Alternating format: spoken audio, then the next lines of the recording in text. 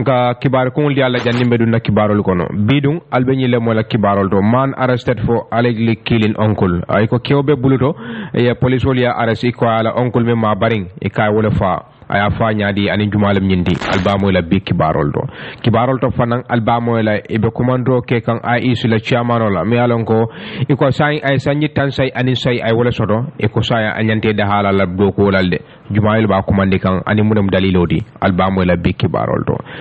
to fanan albamo la central badibu ila député ay suggestion ke wala ay nyimiro itandi man sakunda la ko de nyanta kan kula la ko nyinan samati nyatalde mune mala daliloti albamo la bi kibarol to fanan albamo la fa ke ba koli mi alon koy ko afata police wol bulu la sero kono ala family mol bi amutade e be mune fokan albamo la bi kibarol to fanan albamo la kamunda me alon ko anene keta wala me alon ko nene keta state house wala state guard commando wala state guard sojarol di akamunta me alon ko fata accident auto silo kan kata base ye badele de mole muna fola kodo albamo la bi kibarol to fanan albamo la ko kitibung ay moboy wala ay kewboy ina ta soron ko aba sioto la kasola dalilo mendi wala me ko ay dinni wala la frose la nyoya me alon ko man fensi dinni jumala min da kitamin tole albamo la bi kibarol to fanan albamo la good morning Mr. President point kamen sabe tene wotene ye pakredan hakilo bulandi banko la contrat ko marsa kunda la contrat na ba dila ani ya hakilo bulandi fanan accident bambalol mi alon ka ke banko kanjang ani fen ko tan jama e diamutala ye munne mune fo albamo la big kibarol do nying ani kibar jama bole mo la sainten kada fotalantan ani fula la min sanyang Ibrahima Jaro baraka bake kadon kibarol kono ako body of a drowned fisherman still unfound me ya safe walam Usman e Maronti anim fana ami yalon ko fawbe nyomi FM le ami ya te ba safe ka wato men mem mam jara kamarati ani Usman e Maroy ba safe ka wato men ko hanbi kamun takisiro nyin ani nyini romu fenner mi yalon ko abe tenten kanne kabri wato mi yalon ko Mustafa Ngom mi yalon ko kate mo molti mi yalon ko nye mutalala mari ka tuta dum bato mi yalon ko wolem barati dima sulongo tilibulo kabri wato mi yalon ko tuta ji ani santema ka mo molti mi yalon ko manje yayitande ka da nye Mustafa Ngom mole mati mi yalon ko ala sanji tan sabol abe wala ko abota dame wole Madina kanu madi mi yalon ko be not bank region ne ando hane say amo molti mi yalon ko ala tuwola ba kono anin santema iba nyini kanne bari nyama fure o nyinje yayitande ko nyin ka fo mi yalon ko fa wala nye mutalala kafoti me yalon ko wolle be bara ikera molti mi yalon ko fondin kewol nyin kumbenta je itara jiyo kono pour ka nyini bari mo molti mi yalon ko fa fure o nyin imagino itara dame wolen ala kulungo boyta dame dimanche lungo tilibulo ikoy bulata jiyo nyin kono le ka nyin rojulo kontindi je bari la nyin ro nyin amu fenner mi yalon ko hane bi nyama fure o nyin jeno ba nyin kono yayitande kabritel ba fo ka wato bena iko dalilo mi yalon ko wala sababuda ke wonyin nakulungo la boyo ba kono amu fenner mi yalon ko hane bi aman seniyade bari men yalon ko wala sudiyara ko wonyin na e ka ko wonyin manke alandaro de askeno mo bulo si tarano akono le yayitande ital ba fo ka wato men ak nyomi FM ya fo ko ibatar la ko de kamunda ke wonyin e ka ni modulo bije mi yalon ko e temo nyin kamunda kayro man taraje andu wonyama fang lungo mi yalon ko e ka bita atanyim bañindo amu molti mi yalon ko ani wo kan seleta nyokane wala ni wodundanu nyola le yayitande e ko nyo sabo wala banin ke wodo tema andu wonyama fang altercation mi yalon ko wala sonkodi wala fitino dunta ani wotema janna bita bakono kata nye mutola yayitande iko kabri wato mi yalon ko atata atanyim bañindo pour kata nye mutola iko mo molti mi yalon ko fa inata na nyaato domandi inata tanyi Mustafa Ngom jabe wuri kan ako ya ma ko yayitande iko wonyama a jomta wala asawunta ala kulungo nyin kono anda kera moti mi yalon ko fa akamunta ay fay atanyin dingrañindo wonyama fay ko men korosi wo ko nyin kono walen atamo molti mi yalon ko fa akamunta aboyta num bakono wala mo molti mi yalon ko atala tuwo jiyo kono amu molti mi yalon ka kanata nun je ala kulungo nyin kono ay fay ba kono yayitande iko wonyama ke wodo bije mi yalon ko fa kamunda o fana ye fay num ba kono le bar wonyama fa inara na wo mako ele ko bondi yayitande iko ni ajibe mo saba wolle be nun atanyin kulungo nyin kono andu wonyama fay batar la ko de kamunda wol struggle ta wala i kolya narene ma kabri wato mi yalon ko ke wodo bije ko tel ma wo sute bar wo be nyama ko wato mi yalon ko Mustafa be nun atanyin jiyo nyin kono amu molti mi yalon ko fa be kumandro ke kan pour yeke molti mi yalon ko fa yana ya sef wala ya makoy modo bi je mi yalan ko fanam bulata wodata sifa kilingo kono andi wo fanam boda dame wala atany Madina kanu made sade kilingo mi yalan ko nyin tala boda wolto yayitande e ka dañin ko nyin akeda da ya kem wala ndo atany dalilol mi yalan ko wala sababuta atany Mustafa nyin na boyo la jikon wala nyi accident nyin na iko ye même fo wolende akamunda ka modol bi je mi yalan ko fa ya wokele wala ntuma ya mantura atany jiyoko nyin kono le bari mo molti mi yalan ko ya konne yayitande iko be nyama fan ya jibe e ka mo molti mi yalan ko fa ya fole ada nyin kewoni mole mati mi yalon ko akamunda masingo babulde andu wobe nyama fan dol bije mi yalon ko atala kulungole warta wala kulungo nyinte ata nyin jiyo nyin kono aytande e ko wo nyama fa yamira ko ni ajibe fan akamunda mo molti mi yalon ko akamunde konnante ya ye wala sotay aka tenyin ba kono natara jaka nyewo memuta e ko maybi e wala wo askeno wo nyama e mo molti mi yalon ko fa wala ya sawo e ya tunendi ata nyin jiyo nyin kono ya aytande e ko wo nyama fa ni ajibe fan ala kulungo nyin kata fennede mi yalon ko ya takile kabiri waro mi yalon ka benu nyemutola e ko ya jiki ko wala be sababu la saya nyin ya aytande bayri ko ni ajibe ata nyin Mustafa Ngom mi yalon ko fan atuta ba teng e ko mole mati mi yalon ko akamunda do kula balem andu wobe nyama fan amu molti mi yalon ko ala bango walantuma ala ka nyin tuwo jiyo kono amu fennede mi yalon ko hanibi nyinin karol be kerinen kabiri nyama fure wonyinje a fure wonyin atara min tole hani say ko nyini robe keri bari nyama fure wonyinje kabiri dimas lungo ya yitande e ko ni ajibe amu molti mi yalon ko muzu fula ay woltu akoma andu wonyama fan kilindo bije amu molti mi yalon ka be sasari mbake ya yitande andu ko ni ajibe atala moti mi yalon ko kala musonyin aka wol makoy ka tambini nyin kodola ka men soro ala nyim bade mola ya yitande e ko wonyama fan dol bije mi yalon ko kumatade e ko be duwala fo alama aske moti mi yalon ko fan akamunda ala silaja ko sone abulde bari ko hanisa amu molti mi yalon ko amanje ye kata kuwol ke nyawnya hanisa iba nye fure woni nyini kanne e nyamaje nyomi fm ko nyaabe lona kan bar kibaro ko me jitandi e ko me yalon ko atuta bato nye mutala made memo Mustafa Ngomde e kata mo molti mi yalon ko hanbi e nyama fure oje kabiri dimasi lungo e ko ya nyini bato nyawnya hane mu mo molti mi yalon ko e maji ala kulungo boyte dame bari ko ya jike kala kulungo nyay boyo men ka jikoro amanke kenzende de ko modul bulobi je e ko amanke kenzende molle bulobi je ko tele asafe nyame nga kontine kibaro la brimbota nyomi fm ngana fore ala kibar kayto cika mi alon ko la kibata ala Nelson Mane atela safe e ko dimba mol mi alon ko wala musabante o fa keba ko li ala dimba mol ya fo fore news pay ko te da halade e ba jelale ko luwa tama ka nyanda tama la nyame e kanunte wala sayato mi alon ko mam police wol todia biribe diamule ko sa indende idel be batro ke kan kuma kan wala kisusiro la mi alon ko wala ke sabante o frola mem auto speed report nyinti mi alon ko ya sambolo planoto ka jube mu nekra sa sababodi dimba mol ko sante be wala la moy kan wala be wala badu ya itandi. They believe that the police are responsible for the untimely death of their loved one. Ite lada ko de police wol lebe ila kanunte wala saya ko ma mem baade on di faake ba koli ko police wol le ba ko ma bari ni aju be fan ko nyin ani kuma ko don fo bundum bohol dum men e be nyin fasabanto e ba baade la arjuma tambila ogos karotel tang anim fula 2022 ya fo fura news be bay fora ko kibar ken e kibar senu so je mi alon ko de faake ba koli mi alon ko sabante o nyindi e ko abe sabatrim bundunde andata keram moti mi alon ko abada afada diten sono kono prim police wol amre ya diten sukura police station to abanta wolto ya itandi. He died leaving behind his wife and 6 children e ko sabante o banda andu ala musotu koma anindi woro aymel to bantal yang itandi kibaro do bribe diamra nyi kibata lay e kon kotoma ay subrabe bulla jang bun kono jang sibiti lingula august karotili worowla 2022 atata a reporter sukura police station to andu brabita jabe kendiari na hal fentala inata ya diten je police station o into ya dundi selo kono wala kira sa sababoti dimbaya moli afu fray they handle his cop they hand over his cop to us iko ya furewli molla iko ngabade andu I hani bala fay man nayita molla mi alon ko wolle mo ala so bade multi brin saya nyi wala briya furewdi ndella iko ngabade police man na jam mi alon ko bela bala fay tan la molla ala broda mema ko romate afa kibar talay we will never let it go until truth is prevail nde sonna nyi ko tawo nyamade fonnin to nya fintida banta mobe yaje ko me yalon ko wala suntan kanun te wala sala ya itande kibata la nyin dimba mol mi yalon ko sabante wala moldi memu faake ba ko lide e ko de ala muso kera modi mi yalon ko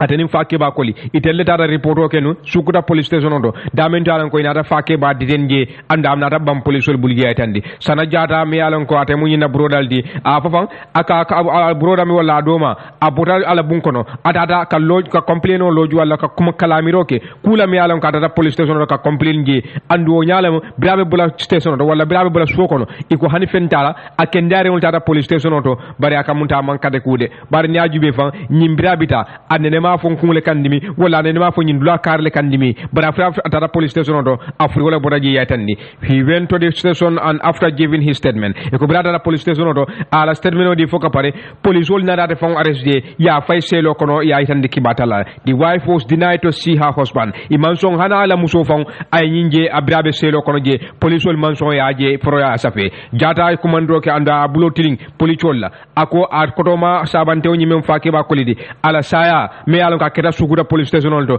ako police la metodia and ay bulo ba kono ay tan ki batala when we were informed about the death of our brother Bria Fontelier e konkoto ma keta modi me an ka bandale del tara police station to je aka jube bari fana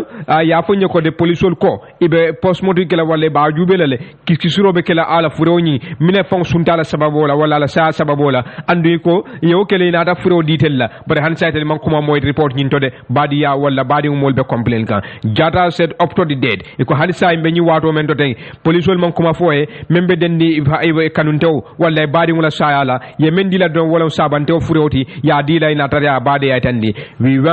want to know whether our brother was tortured naftalo na phone kafunyo wala nkoto nyi fo ya butele bang wala fo ya tajiri yale bang mune ketala wala laftalo na le fondu afata ala wala wato le sita me afame mu natural death fondu mole bulo bije lafta o belon ne la akotol na do hobe diamu kan anta continue ta kayta ne ko de what sadden us is that ako metel fon balafa dimba mo lebe diamu kan de e ko metel fon balafa brinyi mbade obe keni wala brie frewli tella me mu dimba moldi e ko hani police kilimma mabe ye e nyama mo ye me ga bota police kundale membina bela balafa itan la membina abela sulo itan la e ko way me yitan di tella wala police ol metel la ko dum sulale yi badi wala saya police ol man concern wala ame sula fenna wati na fa hani mo kilimman naje yajinna they deliberately refuse to surface hani mo killing balamba akono manna ka sango fon konton tel yemme alan kon telle mala dimba moldi yatandi maliki koli mi alan ka tele mo elda brodadi wala sabante koto mala mo atedi ada fanan diamuta kayitandi ko de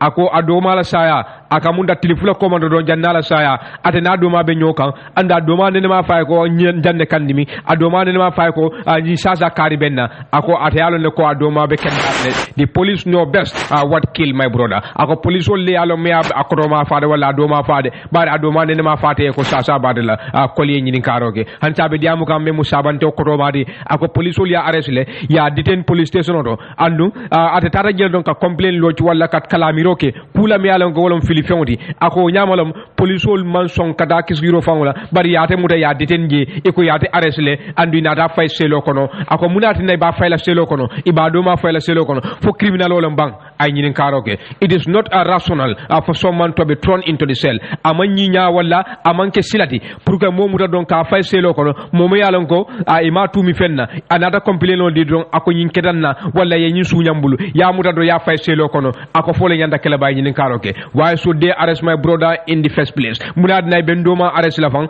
kum folo be nyinin karoke la wala bare ate manke sundi amanna kula ye wala mo mamuta ko ay sunyaro leke ate nata complain on la don munad nay ben koto ndoma mutala ay nyinin karoke in fact he was the complainant ako nyaaju be fan a telephone modi men tata kalamiroke wala men tata report di police station to munad nay bate arrest la nyinin karoke we will do all we can in order to establish the truth mbe kata kul be kelale photo nyaay sabari nyin ko kono sabante ko to aytandi the police must explain to us police wol fo sa senandi telede mune fonketa mune dunte tema police station to fonkoto ma wala ndoma ala saya nata kay nyin ku sifa nyama police wol aylinga they will never talk walk freely nte police wol bulala ay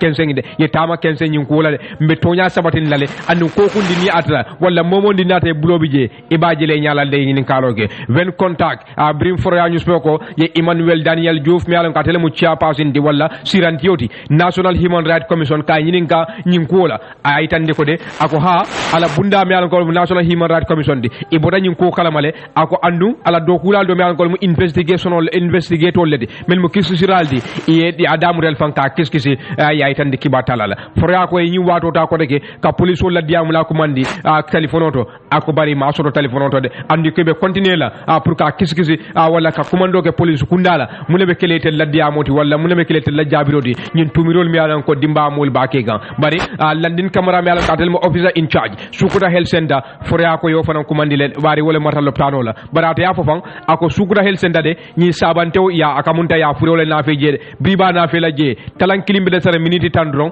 august karotili woro 2022 a itandi ko de briana raje itel ya kiskisile walla ye wiserol be kalale ina gaje ko nyin nita balade ye nyim fulole dundina akodi hospital diary mi alan ko wala mu e ka saferol ke damel loptano kono ako britata je ye men yitandi je wala mu ko de Collins lifeless body was brought in brifa keba koli e ko ya na fele war nita la de ya fulole na fe ala loptano to mem ogos karotili woroti abenda sibiti don le fe talan kilim de sere minute tan sudo loptano la nyaton ko ya fo mi alan katale be sukura health center kamunda fa keba koli ko ya sujura arjumalungo bari kamanta dimba mol koy man kontane police wala na balia atanyin sangat la nyin to pour ka bala fa yitandi atanyin dimba mol weda ke wanyin afatale as a result of national date wala ntuma akamanta ala wato wala sita wala fada wala ntuma kula kera atanyin dinkran aba ko mayala no pour police wala ma be kila bala fa yitandi dan baji la ko dimba mol fanam be confidence shot la in the process mi yalon koy be wala kika pour ka establish dalilol mi yalon ko wala sababuta ala saya nyin obe ko mayala no baka ni ma be tanu fake ba men suntala saya ndel mawlo ndunta fono la wol karle afa bari fanam human nature hadama ya nyanto wala hadama ya balafa ni saya kita andu ko afata telya hanata tel ma favan bari ala sankino to alnyanda mabela kala son kondo hanbe katen kibaro la president of Gambia College Basse campus explain suffering condition maya safe wolem Modou Touré di Fatu network ba safe ka wato mene ko Ousmane Ba mi yalon ko wolem student president mi yalon ko wolebe Gambia College la dedin kira mi yalon ko wolebe Basse ikat lekena modi mi yalon ko aya fo Fatu network de tol mi yalon ko wolebe lari kan adanyin karam mo nyinto ya yitande ika wa foka wato men na ko men yalon ko wolebe sabatin adanyin college joto mi yalon ko wolebe Basse dol beje me yalon ko ye olsa soto me o femme wo sabu fonto fo domor soto baliyata ngin dinkira ngin to aytande ako etel mom molti mi yalon ko de akamunta domoro mu fenet mi yalon ko asoto yetel batandi bake men na na sidala etel la karango fanka ya aytande iko mol me yalon ko wolle londi lukari ngo soto ya fode pour domoro kendo ka domo anim fanan ka soto amu fenet mi yalon ka mo ma koy karango la karolale na tara nun koy buka domor baraka ma soto abi mari mu molti mi yalon ko sa bambalo katu walla anda mu fenet mi yalon ka ke sondo mo fango batandi le pour ci karan kendo sa keno ya aytande iko niaji be Gambia College ikata molti mi yalon ko dinkra soto Basse dama yalon ko yewolole iko yalo men kama wala pour ka karango sando kundanko ka janjandi banko nyinga ibajala ko mobe si muna fagala bari ko niaji be Gambia College ila dinkra do mi yalon ko fang obe dame wala mbirika made ina da nyin dinkra do lo Basse ya aytande bari ko nyamade nyin karam do dingol kabiri be diamuka iko deto membe laritel kan ada nyin Basse campus je wala domoro mu fennet mi yalon ko ametel si wala buka soto ya aytande iko karam do dingol te imam molti mi yalon ko wato do bije ka bata bake bari ke bulol le fay nyokan pour ka je be domoro soto no la nyame ya aytande iko wo nyama fa nyemu fennet mi yalon ko akamunda ike mu molti mi yalon ko ela nyem bulu fay nyokan o kamenke ike la kontongo nin da samo ka bondi wolto ka Mr Baya aytande iko me yalon ko fa wala karam do dingol la kuntiyoti me yalon ko wala be Basse campus je atanyin college ro ika mu molti mi yalon ko aya fole ako ka kodo mi yalon ko ka wala soto amu fennet mi yalon ko abuke tel si andu wo nyama fa akamunda o kodo nyin abuka da samo nin kontongo nin simango abuko be dino la ya aytande ako wo nyama fa nyemu fennet mi yalon ko ayatel batandi la de bayri karam do dindingo dol bije wal mom molti mi yalon ko ikati lale atra nun koy man domoro fonke wato do bije kono kense wala kata lari laran kay ya aytande iko wo nyama fa londe lukarentiol ba fokande iko pour ka jego ka domoro mi yalon ko amesi wala domori kati balo pour ka fendi mi yalon ko natare ka wala domo amu fendi mi yalon ko e sondo mo pour ka sabatindi anenke nyalondi ko mi yalon ko be wala kan amu fendi mi yalon ka be ko keno andu wo be nyama fa e mari si al halo dol sotono jele mi yalon ko fa asila hakilo nyin asa batandino pour ka fendi mi yalon ko e be menke kam pour ka fendi mi yalon ko asa londino kan andum fang e lanen disabilities e si keno mo yalon ko karangola fannala e si bota ko dol sotono jele ya itande e ko wo nyama fa ñing alhaalo mi yalon ko wala be kering ada ñing karam mo ñindo karam da dinol ko domor ko waletel batandi e ka mo fenner mi yalon ko wato do bi sembo ñing aka watala bake akatinna ibuke ñalono ke la karange ko mi yanda ke la ñame bayri sondo mo be janjandi ne yayitande e ko be ñama kabrital ba fuka e ko karam da dinno dol biji hane ke ñim bulu fay ño kan ka menkete pour ka ata ñing karam mo ñing kono pour ka domoro fango soto amo fenner mi yalon ko itel buka keno bayri meye wo sabu wole a kamunda dol biji mi yalon ko be ñing karam modo a woltana ko le jodol pour ka karam ka je drong dol be je wolbe karandir lalle wolbe karam ke kanne foka pare wol mo wolmi yalgo karandir lalle mudi bari tar la pour que la londo la fa wo nyama fay ko do man ninka tra wol bulle bari me yalon ko man do ko commencé e kaga ko lewo mari bul bake pour yeke modum yalon ko ñent bul fay ñoka mi yalon ko ka woleke ata nyin karam mo nyindo pour ka domoro sotono e mo moltimi yalla ko ite bu ko jono yaitande student president for a state da karam mo ntiyor kunti karam da dingo la kuntiyo kabrate ba foka ako jadu kende ala al halo ata nyin karam mo nyindo amu fened mi yalla ngaba sangararinde bayda ko niyajibe lack of utility ka moto man taraje mi yalla ngo karam da dingo be muna fanna walla na tara nungo kulate kan fo sa salemba suto pour kara loptano do aka mu fened mi yalla nga ketel batandi bake bayri niyajibe karam bu nyimbe dame ani loptano be dame mu fened mi yalla ngo ite mo jamfata nyola bake ataya itande ako wonyama fa karam da dingo na tara nungo yesa sa tere ma sa sangara soto jan amu fened mi yalla nga kandel batandi la de nil lapte sambala loptano do bayri niyajibe moto mi yalla ngo wole be nyin karam do jan men yalla ngo wolle tam wole na kunti yoldi andu wato be la o moto buka soto no pour ka o haji sival topato no aitande I will having a comfortable physical space pour ka je fango ka tangin dinkra ba ka soto atangin karam wonyindo bar pour mo le sinyo ka wala tara nyokono ka je ko anyanda kala nyame amu fened mi yalla nga kole ata bake ndel bulo aitande e ko wonyama fang atangin ba kabira ba foga ako karam da dindi ngolde e mum molti mi yalla ngo e ka batale fang wala ka e kole bulo hani kas pa fang pour ka sang aitande man yalla ngo wolle be sawatin atangin karam wonyindo ako e mum molti mi yalla ngo karo kare dalas keme sabay ka wala jo ila sawato atangin karam wonyindo ya itande e ko wonyama fang kabiriyata kumandi pray kuma akonyina men yalla ngo wolen coordinator de membe basse campus je atangin college la karola mem motar sisadi e ka tamo moldi mi yalla ngo ya fode ako gambia college la doku wonyin karam wonyindo wolen pour ka karan silo nyin ka wallandi atangin dinkra nyindo ako bari la domorode o mo fenede mi yalla ngo mantare telbul itande ako ni yaje atangin college yalo basse amu menti wolen kaje fango pour ka karan wonyin iba kende ma sodo no la nyame wala pour ba karango nyin ka soni andi molye men yalla ko wala la nyan la faka londi sandongo ka nyini ara kele no la ko mobe be bono la sandodo kanana ko mbo ci tarano la fanala le ya karanje aytane e ko ni ajibe ata nyin kambe college amudi karambu ne mi yalla ko fa aka munda abe birikama anim fana dinkiralto bari ko obe nyama fa e ko amum bu karambu ne mi yalla ko nunto e ka kumandi mena wala yundum teachers training college adami yalla ko ka karam nyin alota 1952 sangol la yayitande bar kibaro ka me yitande wala ko karamta dinni wala kuntiyo mi yalla ko wala sabatim basi ka college jojindo la campus ay ko be datarinde domor ko ko wala fenti mi yalla ko aytel batandi e ko domorole batandi ali ma ko domorolo nga continue kibaro la nga point newspaper chika e la good morning Mr President mi yalla ko ka safete ne wotene bi fana yek safero ke ka president hakilo ben ko la mi yalla ko banku dimul ka sulala Mr President the importance of tendering contract pribe diamula ye president hakilo bulandi ma sakundala contract ko kadi ala kumaya ya andu ya itandi fan gabu man sakundala bulo me ka fay ko Gambia Public and Procurement Authority mel marta man sakundala contrat di anim fo iko wollem dulati mi yalon ko rightful place pour ka contrat di dulal la mi yalon ko wollemu man sakundala contrat ko de ya papa e ko de kujama bi je mi yalon ko asekeno kuja wolti ni atra imam contrat di dulala mi yalon ko nyanta di walla aka munta kujama bi je bari ni ajube ase dino on qualified tendala ni atra ma di mola mi yalon ko nyanta di lala asidano bulo asidunno bulo kono bulo mi yalon ko man qualified ka do ko nyinke po quality of the work do ko la du ka barakanta ya baliya aso fanan sabunole annum fana price sociano nyala nyami yalon ko o mantel febo annum fana c'est contrat di no setarno mobulu mi yalon ko ata contrat nyim banna awatola andu wa sim fa fana setarnoje mi yalon ko contrat nyi se dileno wol be mu fenti mi yalon ko niye contrat di mola manyana di la menna wala ma di rightful person la asa keno dulati mi yalon ko la njuro sorone brabe diamula banjun rehabilitation project la memo banjun la sidolu ke dada contrat nyi la afofan ako ku jama bi je mi yalon ko ye ma contrat nyi di nyame brate be diamula ako contrat nyi man di kude aytende we believe that if a project of that magnitude akon na project on de lada ko de project o membo ko sifa ni ata abe tendala wala abe dila anyanda kala nyala nyami yalon ko de abe bidla wala molbe nyo sabala be kala jube jumale fon qualified wala jumale fon nyanto soto ka dila e ya safe Mr President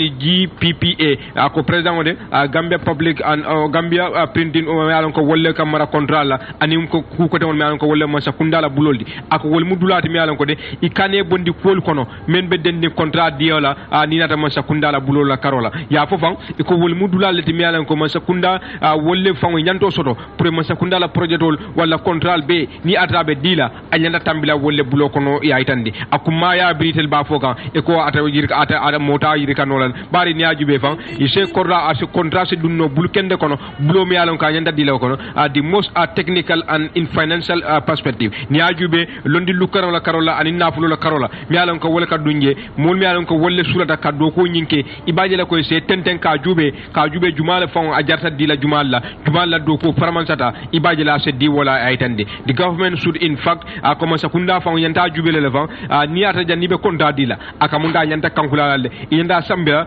ni newspaper company mi yalon koy warata banko ka inyanta tala wol be kanne ka kankula janibe kontra dila aytandi Mr President another issue ako kudo fana bi yed mi yalon koy be hakilo bulanla wode wo keda fendi mi yalon ko ni accident bambalul mi yalon ka be kekam banko kanjang e ko Mr President inyanta wo jubela eni la masakunda bari ni ajube fan aka munda ko jigilate warta asilanda warta banko ka wato wati accident be kala banko ka andu jamabi je fan molle niyo katuje wo kamala juber nyanta kala jelede fondinkel be fala don ya fo president almost every week e ko loku wala kado kadi isa moy accident kar keden lando andu wato wati ni atani accident keda hadama de wulle niyo katuje wo kamala e be fola president de e ko de mol nyanta jube balale jama ne ki sujiroke e quand même foy ko juto careless and reckless driving jama iba driver buke hakilotu ani katra moto borondi hakilinta yakono wani overspeeding moto borondi nyala nyama yalla ka tambi landola wol be ka fendi yalla ka sunyi accident wo kamala aka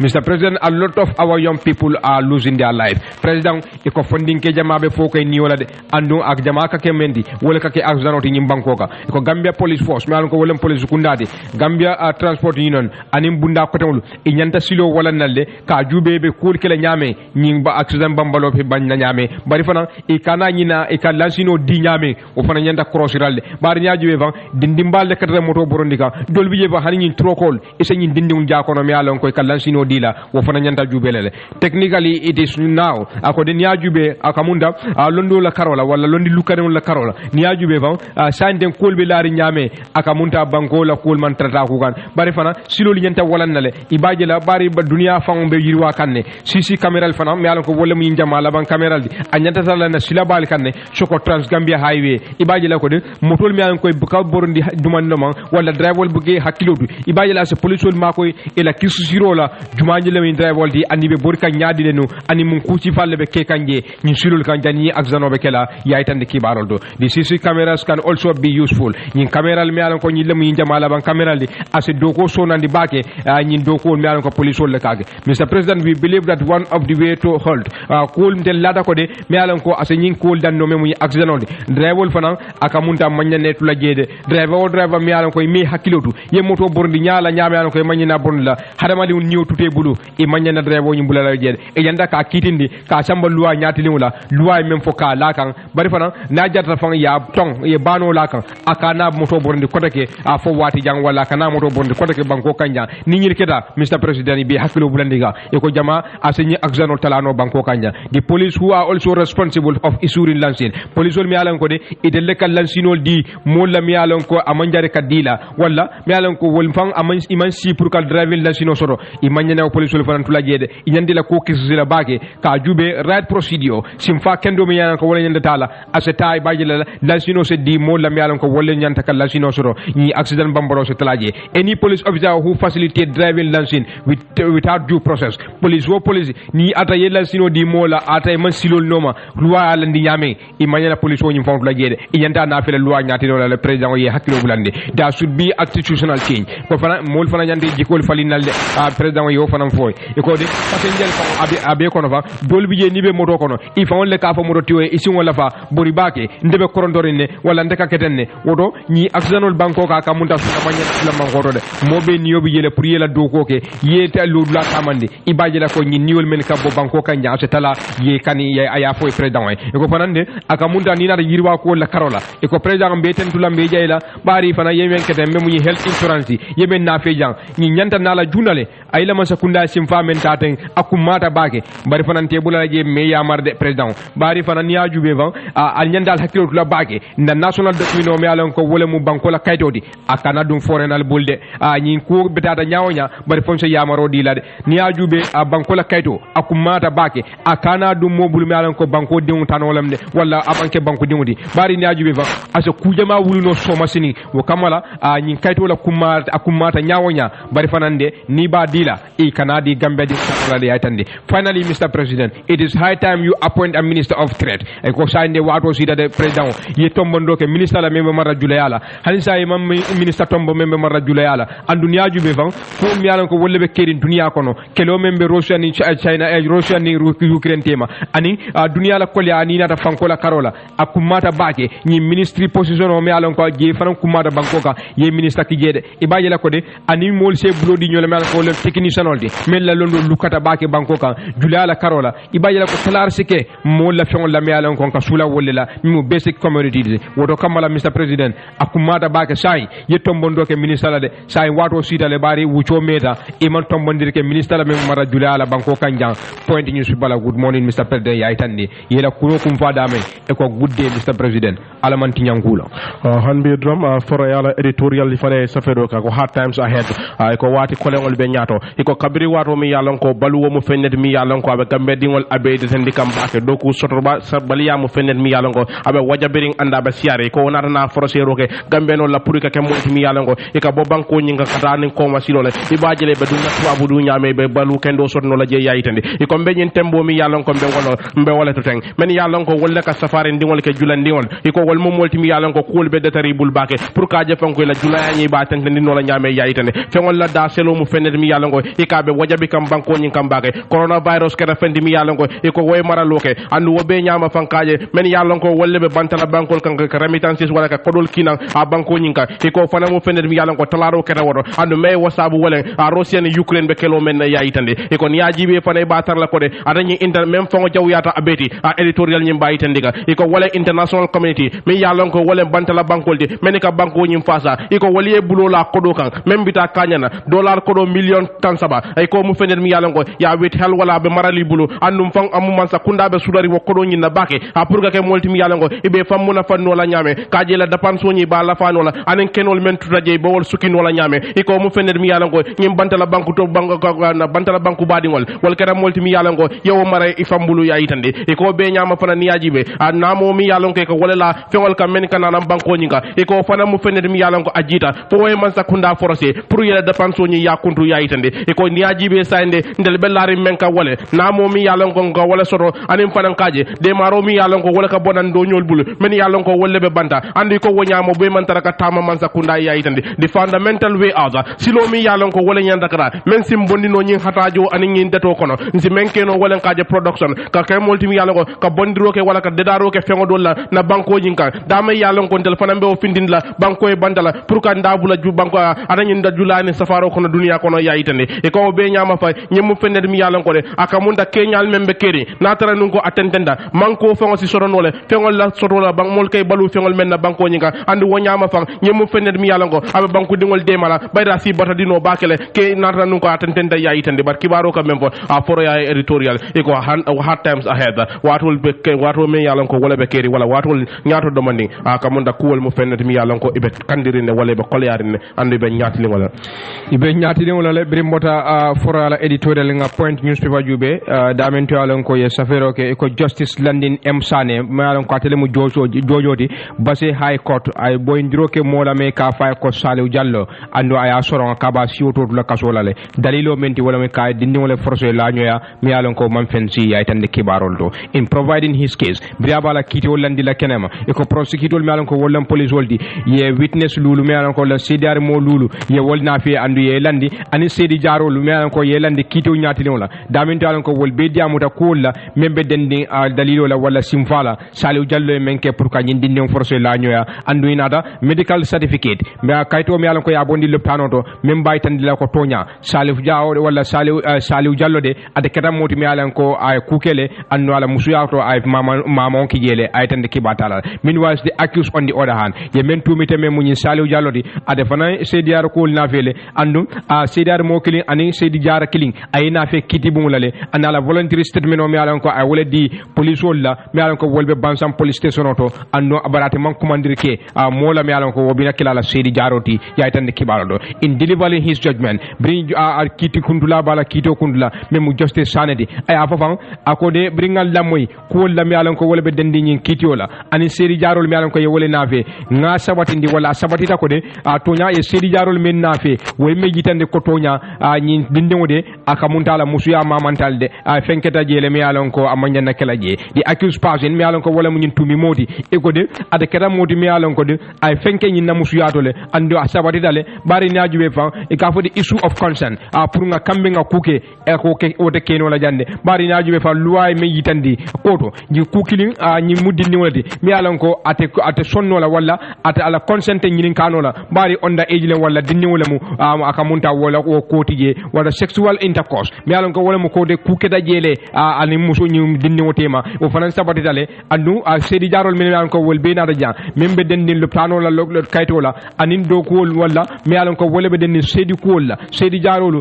anin fana dinni nyi mu dinni wala di anda mandan dinni wala fa mu mu wala fa mu nyi mu kew boyta mu mu kan ay forcé la nyoya andu dinni wala fanam mu o be kada fendi mi yalan ko way me yitandi nyin te balan wala bari dinni wala mu fulan jang ate diamu no la kana te shater ke kula mi yalan ko wolbe dendi nyin koto aytan diki batala the law he went on ako luade atada ako de amon song wala ta sonna ka fo ko nin kari kamendale andu adinni wala fanam mu bari nyaajube fan force and or intimidation ye mo forcé wala ya silandi bari ya ko dinni wala mati ye ku kala mi yalan ko anala harma nyanto mankeli wala yala musuyati nya bari dinni wala andu mumuno la fanam mu yo fanan kala jojo aytande therefore the issue of concern goes to the issue bari nyaajube fan membe dendin ka fo ka nin kari kambentar wala sontale prosecutor le mi yitandi de andu ye Seydiarol mi yitandi o man sabati nyim ko kono de jojo aytandi I therefore find and hold that there is a strong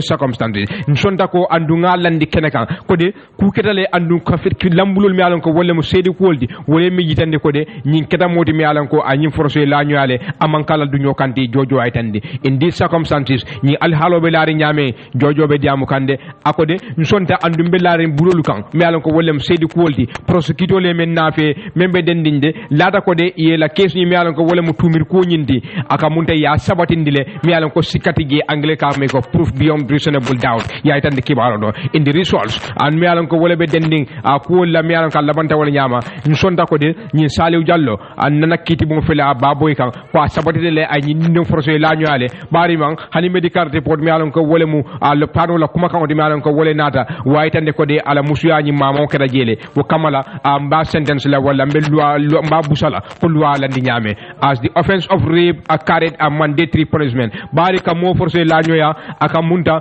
kubala banko kan jande wo kamala sesio to la no kasola wo kamala nga find guilty wala nga boyndi membe den ka tambino section 3 with exceptional punishment me alon ko de mbe tumiro wala mbe busaro me lala kan aka munta be kola de section 4 of the said act me alon ko banko mara kitabo ala bunda nani njang way me yitande ko de the court found the convict to be a violation of section 3 kitibu ngi aytande ko de nyim tumiri mo aka munta banko mara kitabo bunda saba ala tunkun sula njang ay woti nyala de memo sexual offensive act ni da tumiri molu ani aka mo forcé la nyoya alwal be laari nyame banko mara kitabo kono 2013 ni kay woti nyale therefore there is no need for the convict to mitigate wo kamala nte hani silo di dala fang pour ay wo so yitandi nyin kitibu la jang bari fang ni ajube pol mi alon ko wala be dendinya aka munta kitibu bulul be sidirinde de wala kitibu bulo be farinne wo kamala nyin kuya wala nyi alhalo bringa jube nte silo di le la fang ye wuli pour ye la mitigation o mi alon ko wala bala fati kaytandi nyin kitibu la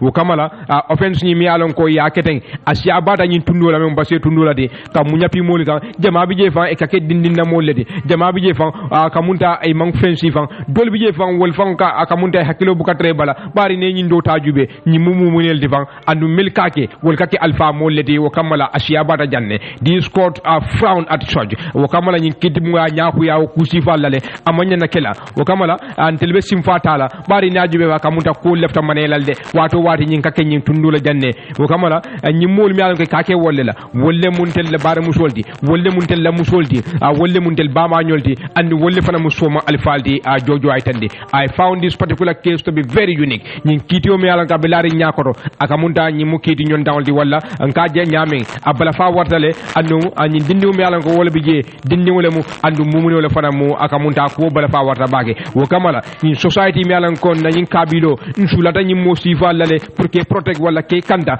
wato bela bad ni atra nga nyil fonke jora wonti ka kuke la mi ala ka manyinya abala fa warta bage jojo ay tandi. I will therefore undoubtedly punish the convict Saliu Jallow so that he can serve as a deterrent. Wo kamala nyi mi ala ko wala barata nyi na mi Saliu Jallow ti mbe kululo la kan aseke moti mi ala ko dabe silo walanna dol mi ala ko wolle lefta kela wala wolle kake nyi banko kan wala nyi tundola e se fatama bari nyi lemuntel la soma alfali. Consequently I thereby impose a mandatory punishment for the offense. Wo kamala akamunta menyanta kela kululo kala mbala la je ko repu ala ni yame banko mara kidaba ko do koni loi boyndi e se sio to la kasola de wo kamala nakiti bu ye boy mbe soro na sio to kasola ibala la kasola fo Saliu Jallow e kiti bu ngoro kamanda jojo amang compromise amang kamanda amang kasilol jibe aka bulo be sitere ne abulo wanyama to kamanda ya soro ko fasio daw ako mandatory jail time wala dilala ako asiya bada wotundo la le andu nyin case is unique bare nyi mudenne wala ti andu mumuno wala fanam aya forcé la kamanda ka be mo safa be kilari akika mo na be xamo soto pour ko sifa ke sifa jam fandala ako wala ko ilafta kala ese jam fala ko ni na futa data ma bala fatije hanbi katen den kibaro la man arrested for allegedly killing uncle Ahmad Jadama wala sa standard newspaper ba sa fe ka wato mene ko police ol me yalon ko wolle be bundon sibit lungo iko keda moti mi yalon ko kewo do muta mi yalon ka to mente wala tayro soirée iko mole mati mi yalon ka siobe sanji muang anin saba ya de tumi ka bari ma me musiku balajo ika mu molti mi yalon ko ay wala fa wasiyobe sanji tan saba ani woro ya yitande kabirital ba fo ka wato men ika danyin ko nyi akara arjuma lungo la date kunda sabi ji sate ko no ya yitande kewo mi yalon ko ka niyobe kuyari mbake an tala nyi mbadi ngole lamin sano ika ta mu molti mi yalon ko ya fo standard akon ya jibe seku amu molti mi yalon ko ya sonu sisola asisoto ayitande ako wonyama fan ya jibe atanye Mr Sano iko kabira te ba fo ka wato men ako ina danyin tala nyi na hataji to saba serekunda general hospital na min yalon ko wala atanye kana fi loptano de dame yalon ko fa ko kabiri furadaje ina na kankula ka fo atanye talaji abantala yayitane ako wonyama le fan atanye tumi mo wala sobita nyi menna ataka modum yalon ko police la bulo la daga sibet long somanda yayitande standard ko kera multimi yalon ko police la diam la même superintendent la men jayde ya commandi membe dending atanye ko nyina baraka ba aba sinna ay murne kam bar wonyama fa man na murne kan yayitande bar kibaro kam membo wala ko kewo bije mi yalon ko fay kata ya bari ma ya tumi kay wala fa mi yalon ko wala seku bala jota siobe sanji tan saba ani wore ko ma bari ne de kay wala fa wonyama fan atakera moti mi yalon ko fay ko police wol ya muta zaintan abebulu ko police wol ya muta abebul to kaya bari ne fa na bari mbora standard nga voice news pe batiga ila kibatala adama makasuba tela safe ko Dr Ibrahima Diagne atakera nyaton ko di membe all people's party APP ay commando ke gamme ma sakundala ko la ministry bundal mi wala la ambassade mi ko wolle be dunia ko tari ya tala ye banko la kodol mabo ya itande kibatala ako gambia de ndel mansula ni ambassade jamal la dunia ko tari ne banko la sayes jube wala ne banko la marufo jube ya jube gambia mansula ni ambassade la dunia ko tari aitande according to him brata be diamula ako gambia nyanta menkela ila ni foreign policy wala foreign service agreement mi alan ko kambe o nyanta tadala ni Senegal tema e bayila ko Senegal la ambassade be dame dulal do tari e se gambia fanam nam do kulal mi alan ko wolle be do ko kala gambia ma sakunda to ala e se tara nyin dulal do adra kambe o be ni Senegal tema ako le fisada fan kanyi ambassade kordal janyandi dunia kono tari banko ndiw membo ko gambia na fultem bulu ando fo banko fuare wala ma tandi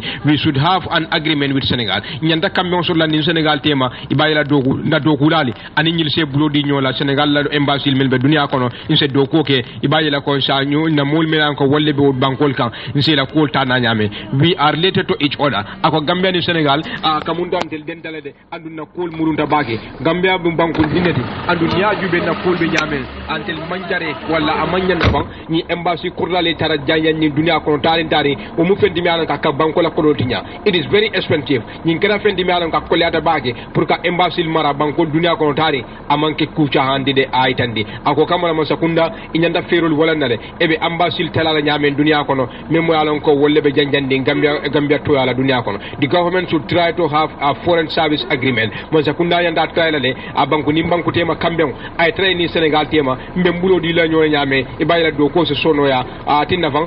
bari niaju be kodo men ka dépenser ni embassy koral kono dunia kono tari aka munda siyadal de wo se dunno ku jamato banko kanjang mi ala ka se banko diwul la faytande the Gambia should have been a developed by now ako Gambia nyanda jiri wala le sainde bari niaju be hansai Gambia be koma drong aytandi anata misalota ako a hakilo ama 1972 ade keda modi wato abe bokan Taiwan anata no Rome Italy banko kan ako bari aka munta date issue me alon ko wole mo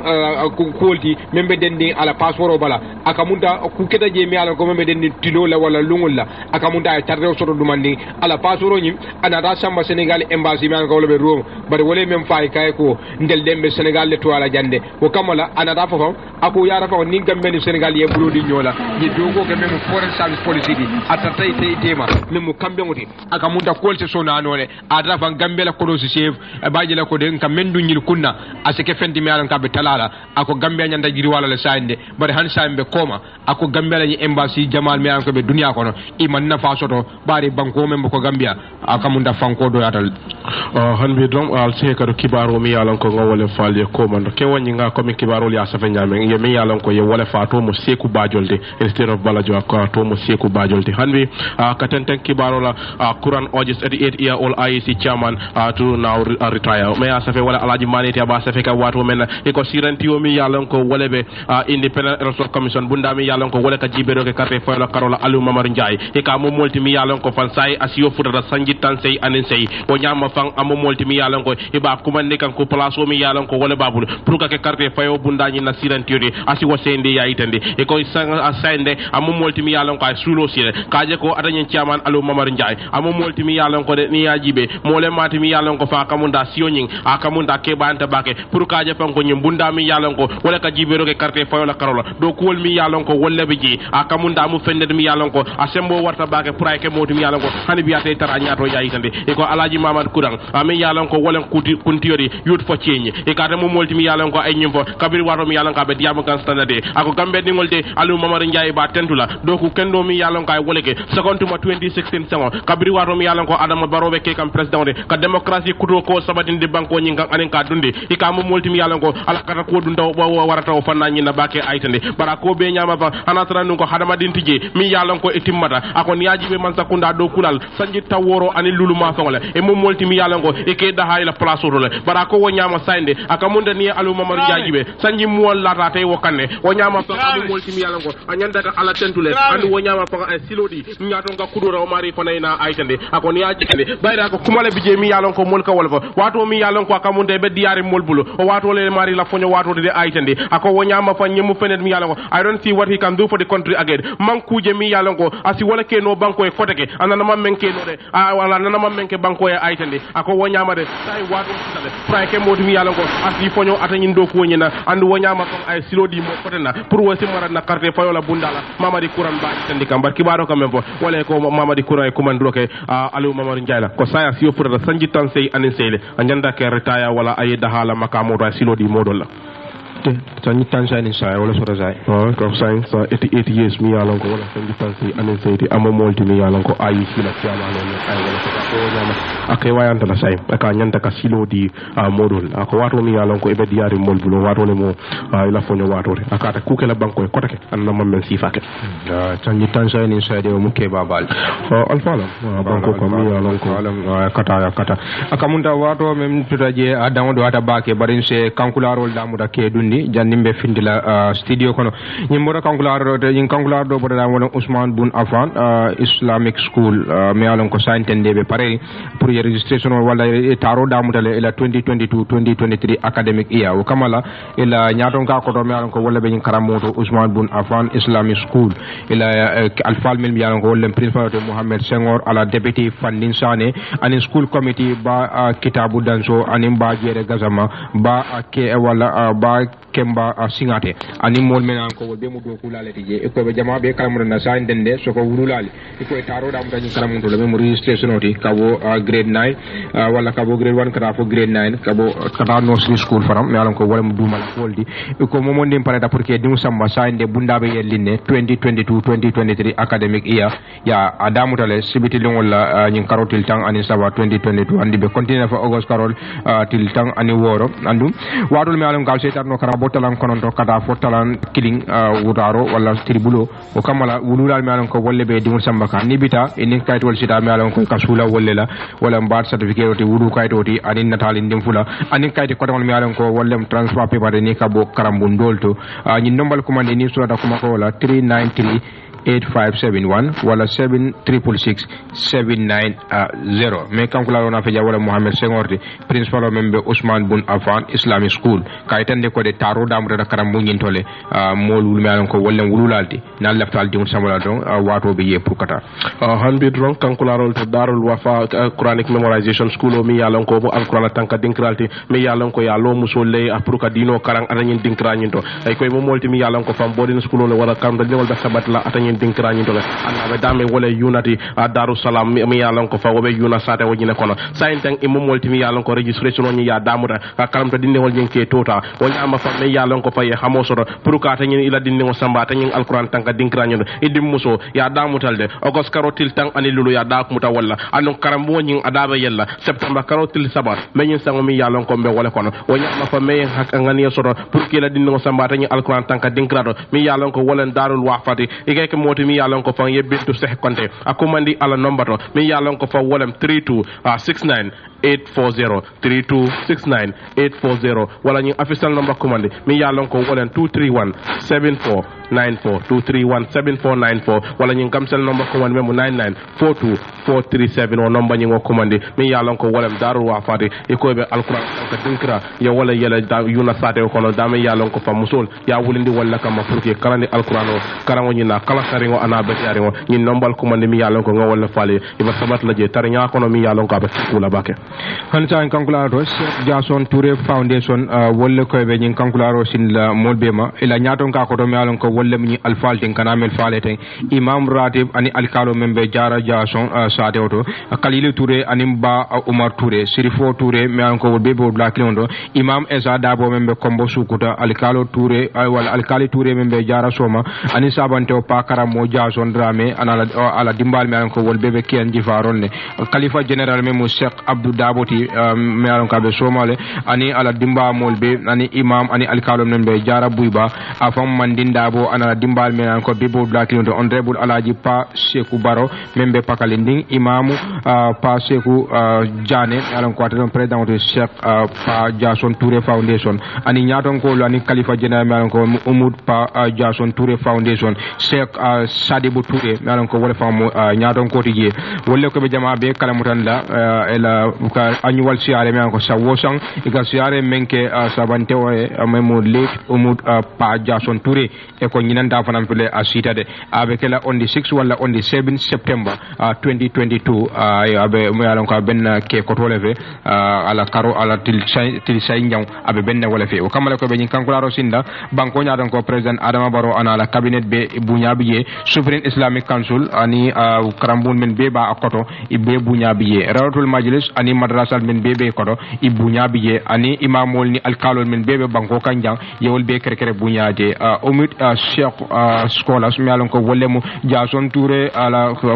talibul be dawoda dunia kono Senegal Mali Guinea Bissau ani dula ko to taren dunia kono yebe bunyato kumani ye all are welcome mol be bi mi alon ko mol muslimol be dawoda dunia banko kanjani banko e bantala yebe bunyato kumani ye ikabe kala karotili woro wala karotili woro wala memunyi September 2022 abekala damva wala buba saro to jara central lower river region ye mol be tentu kejay ka fo ko de nyinanta ye mobe bunyato kumani ye banko kanjang ani banko e bantala hansa kankula labangol to mi alon ko wolle be mbulujang SS Institute of Creative Design nyin keda me ci karambunti mi alon ko be talen linjang sante ye taro dam tale 2022 2023 academic year kaytandi ko de ni momondi lefta météo karanda me mo kararoti walla façon design ni jamala bang nyarandiro me ko mol ka karan salon do kulu anin deberolu ay lefta karanda me ko me mu nyaada dadaldi ani hetta jamu sol la ni jamala bang tikasitolu il lefta karanda bunda be yelerin ne fo be grade 9 le bang walla grade 12 walla tene man ta karam muto walla fo tara karam muto le bang bari ma kumva a silobe wala ndine ni adra fanay arabic le karan isenano yemme choñim fanan karan muñi felale 122 Kombo Sila Drive Talindinjang be Hamadian Loptano nyati lingula je ani King FM bebe bunjang kiliw ñine santo wala kumandi ni nombal lankana mel falete 279 6048 wala 299 1676 SS Institute of Creative Design métier karambo fele mol bina kan ka métier karam kate fansun atelier le ani fansun salonol pour ye fan nafa Allah baraka bake ale watu menta kabula King FM radio number 94.7 fa sama inshallah talantang anen kilim mana ngaten tan kibaro Ibrahima Jara lamin sanya